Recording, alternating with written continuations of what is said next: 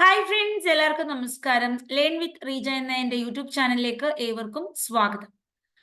ഒരുപാട് എക്സാമുകൾ 2024 നമ്മളെ കാത്തിരിക്കുന്നു. LGS, LDC, LPUP നിരവധി എക്സാമുകൾ. അപ്പൊ കറണ്ട് അഫയേഴ്സ് വലിയൊരു വില്ലനാണ് അല്ലെ. LDCക്ക് 20 മാർക്കാണ് കറണ്ട് അഫയേഴ്സ്. അതുകൊണ്ട് തന്നെ നമ്മൾ പഠിക്കുന്നു, പുതിയൊരു സെക്ഷൻ ആരംഭിക്കുകയാണ് കറണ്ട് അഫയേഴ്സ്. അപ്പൊ നമ്മളുടെ ആദ്യ ചോദ്യം ഒരു എക്സാമിലൂടെ നമുക്ക് പഠിച്ചു പോകാം. ഏറ്റവും ഇമ്പോർട്ടന്റ് ആയിട്ടുള്ള ചോദിക്കാൻ സാധ്യതയുള്ള മികച്ച ചോദ്യങ്ങളായിരിക്കും നമ്മൾ ഈ ഒരു സെക്ഷനിലൂടെ കാണുന്നത്. 47ാമത് വയലാർ സാഹിത്യ പുരസ്കാരം ലഭിച്ചത് ആർക്കാണ്? 47ാമത് വയലാർ സാഹിത്യ പുരസ്കാരം M Mukundan, Sreekumaran Thampi, Benyamin, Sachidanandan.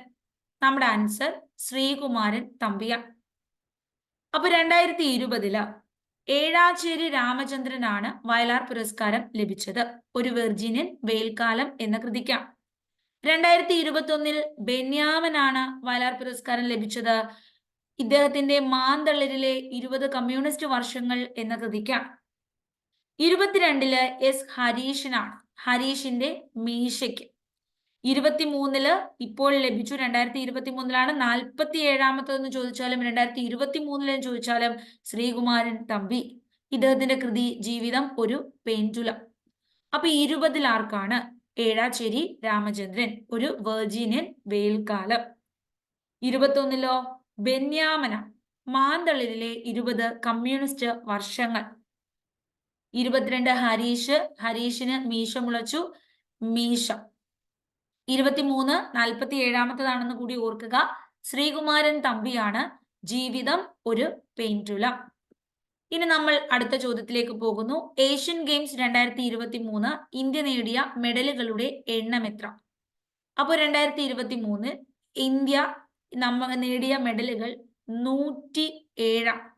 Asian games 2023 India നേടിയ മെഡലുകളുടെ എണ്ണം 107. ഇനി ചോദ്യം, കൈമൂർ കടുവ സങ്കേതം നിലവിൽ വന്ന സംസ്ഥാനം ഏതാ? കൈമൂർ കടുവ സങ്കേതം. നമ്മുടെ ഉത്തരം ബീഹാർ. കൈമൂർ കടുവ സങ്കേതം നിലവിൽ വന്ന സംസ്ഥാനം ബീഹാർ. പ്രഥമ AR രാജരാജവർമ്മ പുരസ്കാരം ലഭിച്ചത് ആർക്ക്? നമ്മൾ പറഞ്ഞു വയലാർ അവാർഡ് 47ാമത് 2023 ശ്രീകുമാരൻ തമ്പിക്ക്. ഇത് കണ്ടോ, വളരെ ഇമ്പോർട്ടന്റ് ആണ്. AR രാജരാജവർമ്മയുടെ പേരിലുള്ള ആദ്യ പുരസ്കാരമാണ് ഇപ്പോൾ കൊടുത്തത്. അത് ലഭിച്ചതും ശ്രീകുമാരൻ തമ്പിക്കാണ്. പുത്തൂർ സുവോളജിക്കൽ പാർക്ക് നിലവിൽ വന്ന ജില്ല ഏത്? പുത്തൂർ സുവോളജിക്കൽ പാർക്ക് നിലവിൽ വന്ന ജില്ല തൃശ്ശൂർ. നമ്മുടെ answer Thrissur. Puthur zoological park നിലവിൽ വന്ന ജില്ല തൃശ്ശൂർ. 2023 ഒക്ടോബറിൽ സിക്കിമില് വെള്ളപ്പൊക്കമുണ്ടായി. ഏത് നദിയുടെ തീരത്താണ് സിക്കിമില് വെള്ളപ്പൊക്കം ഉണ്ടായത്? ഗോമതി, ടീസ്റ്റ, ബരക്, ലൂണി. അപ്പോ സിക്കിമിൽ ഉണ്ടായ വെള്ളപ്പൊക്കം ടീസ്റ്റ എന്ന നദിയുടെ തീരത്താണ്. ഇന്ത്യയിലെ ഏറ്റവും വേഗത്തിൽ ഒഴുകുന്ന നദിയാണ് ടീസ്റ്റ. അപ്പൊ ടീസ്റ്റ നദിയുടെ തീരത്താണ് സിക്കിമില് വെള്ളപ്പൊക്കം ഉണ്ടായത്. 2023 സമാധാനത്തിന് നൊബേൽ സമ്മാനം ലഭിച്ചത് ആർക്കാണ്? ഇപ്പോഴും ചോദിക്കുന്നതാണ് ഈ സമാധാനത്തിന്റെ നൊബേൽ സമ്മാനങ്ങൾ. അപ്പൊ 2023 ആർക്ക് ലഭിച്ചു? നമ്മുടെ ഉത്തരം നർഗീസ് മുഹമ്മദിക്കാണ്. നർഗീസ് മുഹമ്മദിക്കാണ് 2023 സമാധാനത്തിന് നൊബേൽ സമ്മാനം ലഭിച്ചത്. 2022 സമാധാനത്തിന് നൊബേൽ സമ്മാനം ലഭിച്ചത് അലസ് ബിയാലിയാറ്റ്സ്കി, ബെലാറസുകാരനായ അലസ് ബിയാലിയാറ്റ്സ്കി. നമ്മൾ 2022 നൊബേൽ സമ്മാന വിന്നേഴ്സിനെ എല്ലാം കോഡ് രൂപത്തിൽ പറഞ്ഞിട്ടുണ്ട്. വളരെ ഈസി കോഡാണ്. പിന്നെ സെൻട്രൽ ഫോർ സിവിൽ ലിബർട്ടീസ്, ഉക്രൈന്റെ സംഘടന. മെമ്മോറിയൽ എന്ന് പറയുന്ന സിവിൽ ലിബർട്ടീസ് പിന്നെ മെമ്മോറിയലും ഉണ്ട്. ഓക്കെയാണ്, റഷ്യയുടെ സംഘടനയാണ്. പിന്നെ മെമ്മോറിയൽ ക്ലിയർ ആണ്. സെന്റർ ഫോർ സിവിൽ ലിബർട്ടീസും ഉണ്ട്, മെമ്മോറിയലും ഉണ്ട്. അലസ് ബിയാലിയാറ്റ്സ്കി 3 പേർക്കായിരുന്നു 2022 സമാധാനത്തിന് നൊബേൽ സമ്മാനം ലഭിച്ചത്. ഇപ്പോ നമ്മൾ പറയുന്നത് 2023 ആർക്കാണ് നൊബേൽ സമ്മാനം ലഭിച്ചത്? നമ്മുടെ ആൻസർ എന്താണ്? നർഗീസ് മുഹമ്മദി. നർഗീസ് മുഹമ്മദി ആരാണ്? ഇറാന്റെ മനുഷ്യാവകാശ പ്രവർത്തകയാണ്. ഇറാനില് സ്ത്രീകൾക്ക് അവകാശം ലഭിക്കുന്നതിന് വേണ്ടി പോരാടുന്ന വനിതയാണ്. അപ്പൊ 2016 മെയ് മാസത്തില് വധശിക്ഷ നിർത്തലാക്കുന്നതിന് വേണ്ടി ഒരു മനുഷ്യാവകാശ പ്രസ്ഥാനം സ്ഥാപിച്ചു. അത് പ്രവർത്തിപ്പിച്ചതിന്റെ പേരില് ഇവരെ ടെഹ്റാനില് 16 വർഷത്തെ തടവിന് ശിക്ഷിച്ചു. 16 വർഷത്തെ തടവിന് ശിക്ഷിച്ചു 16-ല്. 2020 മോചിപ്പിച്ചെങ്കിലും തടങ്കലിൽ വെച്ചിരിക്കുന്ന സ്ത്രീകളെ ദുരുപയോഗം ചെയ്യുന്നുണ്ട് എന്ന റിപ്പോർട്ടുകൾ ഇവർ നൽകിയതിന്റെ പേരിൽ 2021 വീണ്ടും ഇവരെ ജയിലിലേക്ക് അയച്ചു. 2021 വീണ്ടും ഇവരെ ജയിലിലേക്ക് അയച്ചു. അപ്പോ ഇവര് 2016 ആദ്യം ജയിലിലെത്തുന്നത്. 16 വർഷമാണ് ഇവരെ ശിക്ഷിച്ചത്. ഇനി നമ്മൾ പറയുന്നത് ഇപ്പൊ 2021 വീണ്ടും ഇവരെ എന്ത് ചെയ്തു? ജയിലിലേക്ക് അയച്ചു. അപ്പോ നമുക്കറിയേണ്ട കാര്യം, ഇപ്പോഴും ഇവരെവിടെയാണ്? ജയിലിലാണ് അല്ലെ? ഇപ്പൊ ഇവരെവിടെയാണ്? ജയിലിലാണ്. ജയിലിൽ കിടന്നാണ് ഇവർക്ക് നൊബേൽ സമ്മാനം ലഭിച്ചത്. മക്കളാണ് ഏറ്റുവാങ്ങിയത്. ഇറാനിലെ സ്ത്രീകളുടെ അടിച്ചമർത്തലിനെതിരെയാണ് ഇവർ പോരാടിയത്. മനുഷ്യാവകാശ പ്രവർത്തകയാണ്. അപ്പൊ 2023 നൊബേൽ സമ്മാനം ലഭിച്ചത് നർഗീസ് മുഹമ്മദിക്കാണ്. നർഗീസ് മുഹമ്മദി. ക്ലിയർ ആണ്? അപ്പോ നമ്മൾ പഠിച്ചു നർഗീസ് മുഹമ്മദി. ക്ലിയർ? ഇനി നമ്മൾ അടുത്തതിലേക്ക് പോകുന്നു. RBIയുടെ ഗവർണർ ആരാണ്? RBIയുടെ ഗവർണർ. ഉത്തരം എന്താണ്? RBIയുടെ governor Shaktikanta Das. Reserve bank of India Shaktikanta Das ആണ്. ശക്തികാന്ത ദാസ്. അപ്പോ ഒന്നും കൂടെ പറയാം. അലസ് ബിയാലിയാസ്കി ബെലാറസുകാരനാണ്. 2022 നൊബേൽ സമ്മാനം ലഭിച്ചു. സെന്റർ ഫോർ സിവിൽ ലിബർട്ടീസ് ഉക്രൈന്റെ മനുഷ്യാവകാശ സംഘടനയാണ്. മെമ്മോറിയൽ എന്ന് പറയുന്നത് റഷ്യയുടെ മനുഷ്യാവകാശ സംഘടനയാണ്.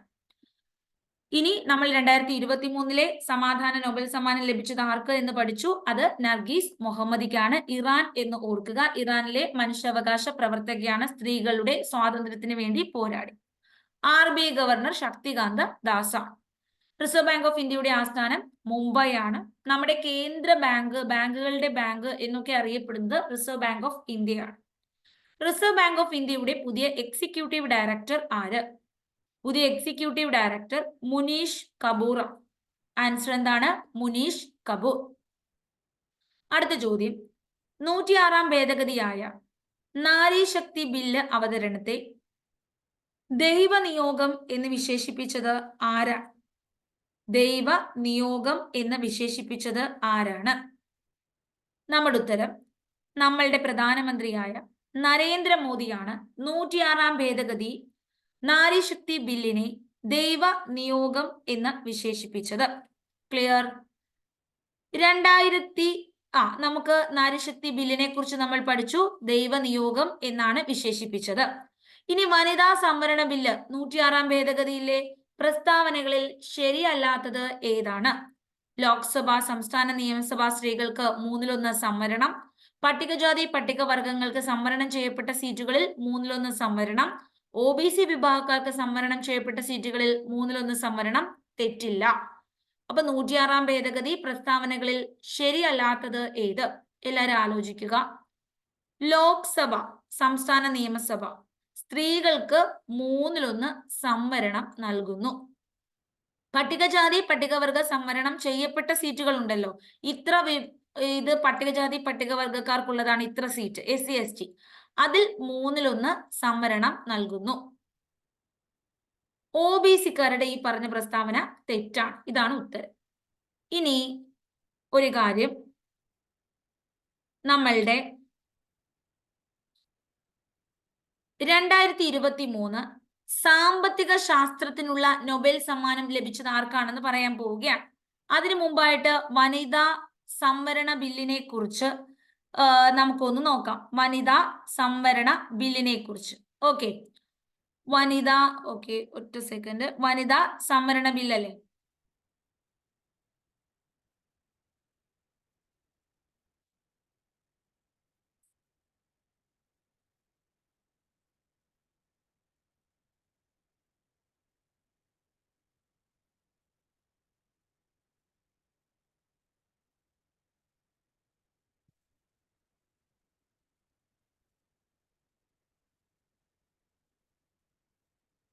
ഭാരത സർക്കാർ നടപ്പിൽ വരുത്തിയ ഒരു ബില്ലാണ് വനിതാ സംവരണ ബില്ല്. ഇപ്പൊ കൊണ്ടുവന്നതാണ്, നമ്മുടെ നരേന്ദ്രമോദിയുടെ ഗവൺമെന്റ് കൊണ്ടുവന്നതാണ് ഈ നാരി ശക്തി ബില്ല്. ലോക്സഭയിലെയും മറ്റ് സംസ്ഥാന അസംബ്ലിയിലേക്കുമുള്ള തെരഞ്ഞെടുപ്പുകളിൽ 33% സീറ്റുകൾ സ്ത്രീകൾക്ക് സംവരണം ചെയ്യുന്നു എന്നുള്ളതാണ് ഇതിന്റെ ഏറ്റവും ഇമ്പോർട്ടന്റ് ആയിട്ടുള്ള കാര്യം.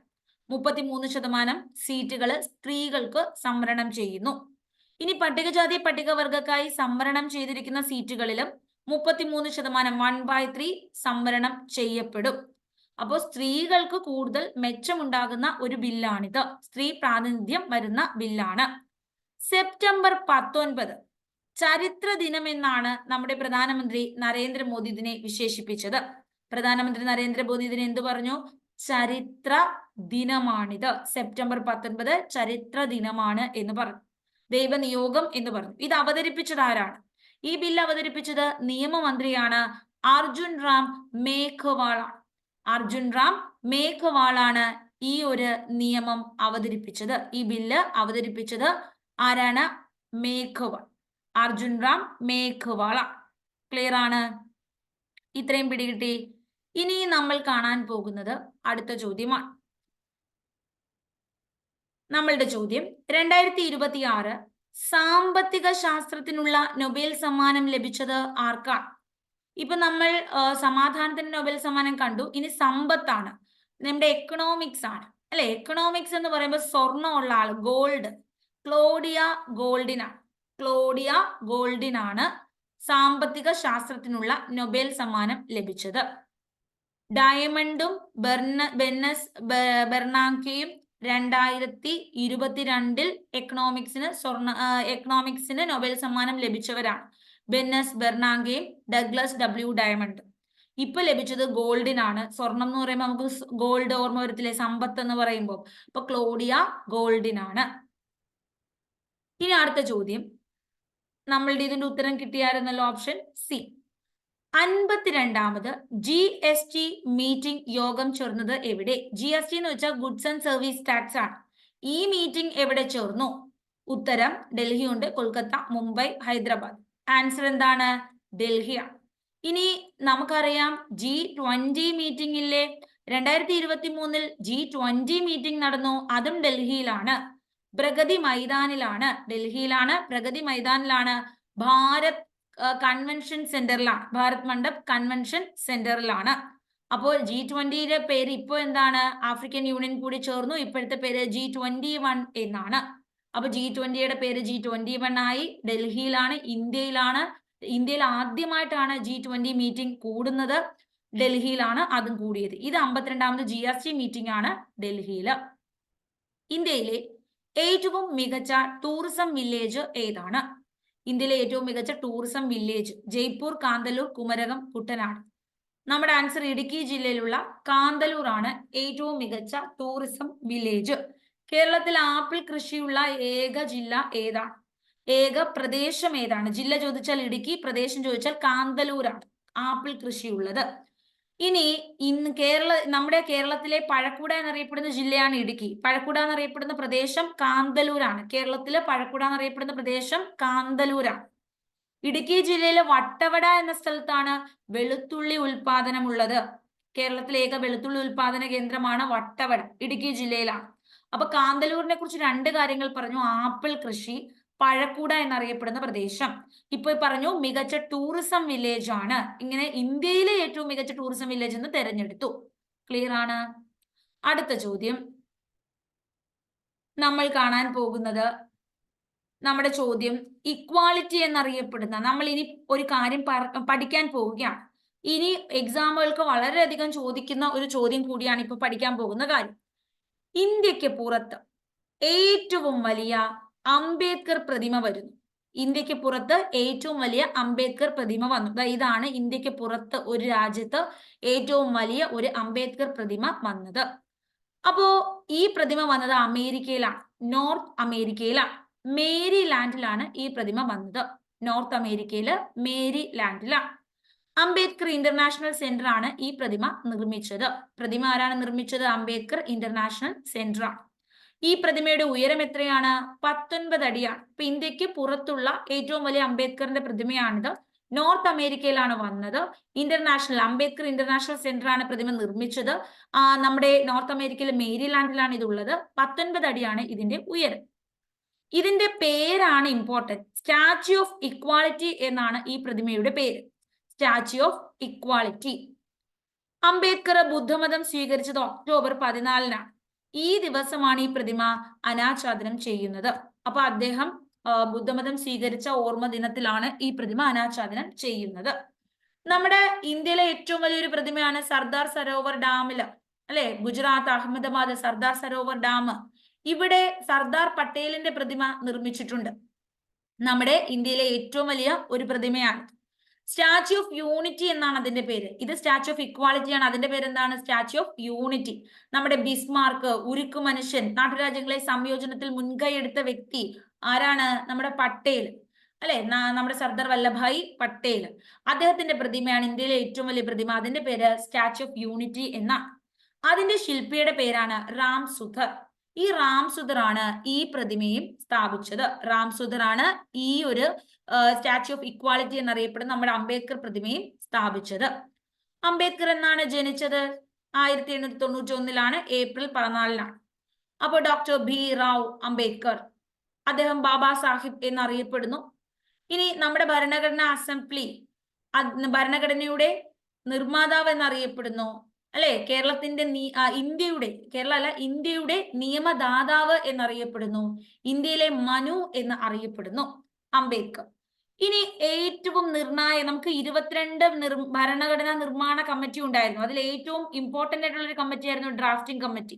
ഡ്രാഫ്റ്റിംഗ് കമ്മിറ്റിയിലെ അധ്യക്ഷനായിരുന്നു അംബേദ്കർ. ഡ്രാഫ്റ്റിംഗ് കമ്മിറ്റിയിൽ എത്ര അംഗങ്ങൾ ഉണ്ടെന്ന് PSCയുടെ ചോദ്യമാണ്. 7 അംഗങ്ങൾ. ഡ്രാഫ്റ്റിംഗ് കമ്മിറ്റിയുടെ അധ്യക്ഷനാണ് അംബേദ്കർ. അതുകൊണ്ട് തന്നെ ഇന്ത്യൻ ഭരണഘടനയുടെ ശില്പി, നിർമ്മാതാവ് എന്നൊക്കെ അംബേദ്കറിനെ വിശേഷിപ്പിക്കുന്നു. ഇദ്ദേഹം 1956 ഡിസംബർ 6-ന് അന്തരിച്ചു. 1956 ഡിസംബർ 6-ന് അന്തരിച്ചു. ഈ മരിക്കുന്നതിന് തൊട്ടു മുമ്പ് ഈ 1956 ഒക്ടോബർ 14-നാണ് ഇദ്ദേഹം ബുദ്ധമതം സ്വീകരിച്ചത്. 1956 ഒക്ടോബർ 14-നാണ് ബുദ്ധമതം സ്വീകരിച്ചത്. ഈ ഒരു ഡേറ്റിലാണ് മേരിലാൻഡിലെ പ്രതിമ അനാച്ഛാദനം ചെയ്തത്. അപ്പൊ അംബേദ്കർ അനുയായികൾ ഉണ്ടല്ലോ, ഇവർ ഒക്ടോബർ 14 അംബേദ്കറിസ്റ്റുകൾ, ഇപ്പൊ ഗാന്ധിയൻസ് എന്നൊക്കെ പറയുന്നത് പോലെ അംബേദ്കറിസ്റ്റുകൾ അവർ ധമ്മചക്ര പരിവർത്തൻ ദിനമായി ആഘോഷിച്ചു. Very important. പലർക്കും ഈ ഒരു പോയിന്റ് കിട്ടാൻ വഴിയില്ല. വെരി റെയർ ആയിട്ടുള്ള ഒരു പോയിന്റ് ആണിത്. ധമ്മചക്ര പരിവർത്തൻ ദിനം ആയിട്ട് അംബേദ്കറിസ്റ്റുകൾ ആചരിച്ചത് എന്ന്. ചോദ്യത്തിന്റെ ഉത്തരം ഒക്ടോബർ 14-ആണ്. ഒക്ടോബർ 14-നാണ് ഈ പ്രതിമ അനാച്ഛാദനം ചെയ്തത്. ഇദ്ദേഹം ബുദ്ധമതം സ്വീകരിച്ച ദിനമാണ്. ജനിച്ച ദിനമോ മരിച്ച ദിനമോ അല്ല. നമുക്ക് ഒരാളുടെ ഡേറ്റ് ചോദിച്ചാൽ നമ്മൾ ഒന്നെങ്കിൽ ജനിച്ച ദിനം പറയും, അല്ലെങ്കിൽ മരിച്ച ദിനം പറയും, അല്ലെ? ഇതൊക്കെ ആയിരിക്കാം ഇമ്പോർട്ടൻസ് എന്നുള്ള രീതിയിൽ നമ്മൾ പറയും. പക്ഷെ അത് രണ്ടുമല്ല. ഇദ്ദേഹം ബുദ്ധമതം സ്വീകരിച്ച ഒരു ഡേറ്റ് ആണ്. ഇങ്ങനത്തെ ചോദ്യങ്ങളാണ് PSCക്ക് ചോദിക്കാൻ ഇഷ്ടം. നമ്മൾ കറക്കി കുത്താൻ പോകുന്നത് ഒന്നെങ്കിൽ ജനിച്ചത് അല്ലെങ്കിൽ മരിച്ചത്. പക്ഷെ ഉത്തരം വേറേതാണ്. നിങ്ങൾ ക്ലിയർ ആയില്ലേ? വളരെ വ്യക്തമായി നിങ്ങൾക്ക് മനസ്സിലായില്ലേ? ഈ പ്രതിമയുടെ പേരെന്താണ്? Statue of equality. ഇന്ത്യക്ക് പുറത്താണിത്. അപ്പോ കുറച്ചു പേര് കഴിഞ്ഞ 2022 ഇക്വാളിറ്റി പ്രതിമ ഏതെന്ന് പറഞ്ഞ് ചോദിച്ചിട്ടുണ്ടായിരുന്നു. കുറച്ചു പേർക്ക്, നന്നായി കറണ്ട് അഫയേഴ്സ് കൈകാര്യം ചെയ്യുന്ന ആളുകൾക്ക് ഉടനെ ഒരു ഡൗട്ട് വരും. ഇക്വാളിറ്റി പ്രതിമ ഇതല്ല, ഇക്വാളിറ്റി പ്രതിമ ഞങ്ങൾ വേറെ പഠിച്ചിട്ടുണ്ട്, അല്ലെ? അങ്ങനെ ഡൗട്ട് വന്നവരുണ്ടോ? അതെ, ഇക്വാളിറ്റി പ്രതിമ നമ്മുടെ എക്സാമിന് ചോദിച്ചിട്ടുണ്ട്. ഇക്വാളിറ്റി എന്ന് വെച്ചാൽ സമത്വം. സമത്വ പ്രതിമ എന്ന് പറയുന്നത് രാമാനുജ പ്രതിമയാണ്. 2022 പല ചോദ്യപേപ്പറുകളിലും വന്നിട്ടുള്ള ചോദ്യമാണിത്. സമത്വ പ്രതിമ എന്നറിയപ്പെടുന്നത് രാമാനുജ പ്രതിമയാണ്. ഹൈദരാബാദ്, നമ്മുടെ തെലങ്കാന, രംഗറെഡ്ഡി എന്ന ജില്ലയില് മുജിന്തലിലുള്ള ചിന്നാജിയ ട്രസ്റ്റിന്റെ പരിസരത്താണ് നമ്മുടെ രാമാനുജന്റെ പ്രതിമ സ്ഥാപിച്ചത്. ഈ പ്രതിമയാണ് സമത്വ പ്രതിമ എന്ന് വിളിക്കുന്നത്. ഓക്കെയാണ്. അപ്പൊ ഇന്ത്യക്കകത്തൊരു സമത്വ പ്രതിമയുണ്ട്, അത് രാമാനുജ പ്രതിമ. എന്നാൽ ഇന്ത്യക്ക് വെളിയിലും ഒരു സമത്വ പ്രതിമ വന്നിരിക്കുന്നു, സ്റ്റാച്യു ഓഫ് ഇക്വാളിറ്റി വന്നിരിക്കുന്നു. അത് നമ്മുടെ അംബേദ്കറിന്റെയാണ് കേട്ടോ. അപ്പൊ ഇന്ത്യക്കകത്ത് അംബേദ്കർ ഇല്ല, ഇന്ത്യക്ക് പുറത്താണ് സമത്വ പ്രതിമ അംബേദ്കർ. ഇന്ത്യക്കകത്തുള്ള സമത്വ പ്രതിമ ആരുടേതാണ്? രാമാനുജന്റേതാണ്. അപ്പൊ ലോകത്തിലെ ഏറ്റവും ഉയരം കൂടിയ രണ്ടാമത്തെ ഇരിക്കുന്ന കണ്ടില്ലയോ? മറ്റത് നിന്നേതല്ലോ, ഇത് ഇരിക്കുകയാണ്. അപ്പൊ ലോകത്തിലെ ഏറ്റവും ഉയരം കൂടിയ രണ്ടാമത്തെ ഇരിക്കുന്ന പ്രതിമ കൂടിയാണിത്. ഇരിക്കുന്ന പ്രതിമയാണ്. രാമാനുജന്റെ 1000 വർഷത്തെ ജന്മവാർഷികത്തോടനുബന്ധിച്ചാണ് പ്രതിമ നിർമ്മിച്ചത്. 1000 കോടി രൂപ ചിലവായി. ഭക്തരുടെയൊക്കെ സംഭാവനയിലൂടെയാണ് ഇത് കൂടുതലും പണിതിരിക്കുന്നത്. അപ്പൊ ക്ലിയർ ആയില്ലേ?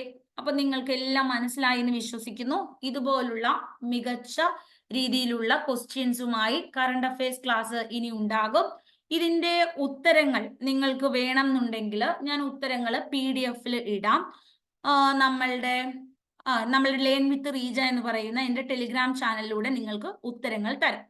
ഓക്കെ, എല്ലാവരും നന്നായി പഠിക്കുക, ജോലിയിലേക്ക് എത്തുക.